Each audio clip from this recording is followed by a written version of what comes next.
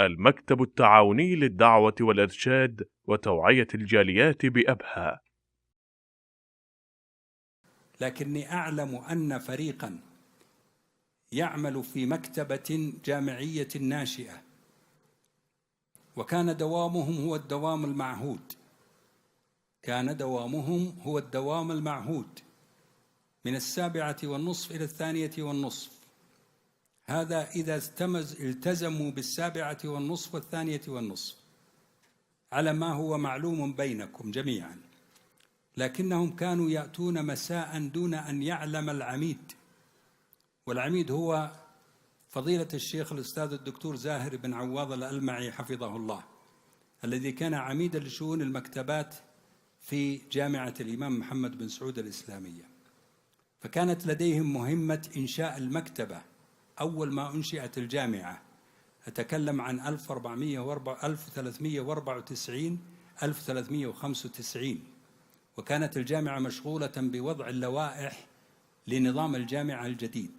فكان هؤلاء العاملون بمرأ من أخيكم هذا يأتون مساء، ولا يعني يخرجون من العمادة إلا بعد 12، وغيرهم كثير وكثير وكثير ممن يعملون.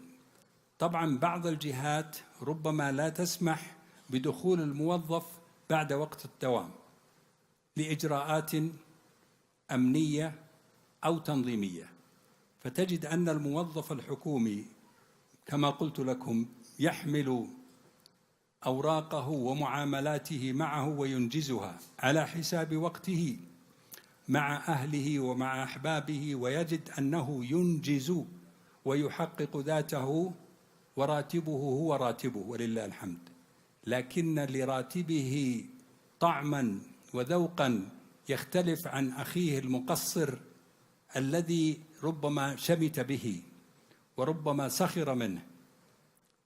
لكن الله سبحانه وتعالى يبارك له في هذا الراتب، ويبارك له سبحانه وتعالى في صحته وفي شبابه وفي عمره وفي أولاده وزوجه. هذا في الدنيا.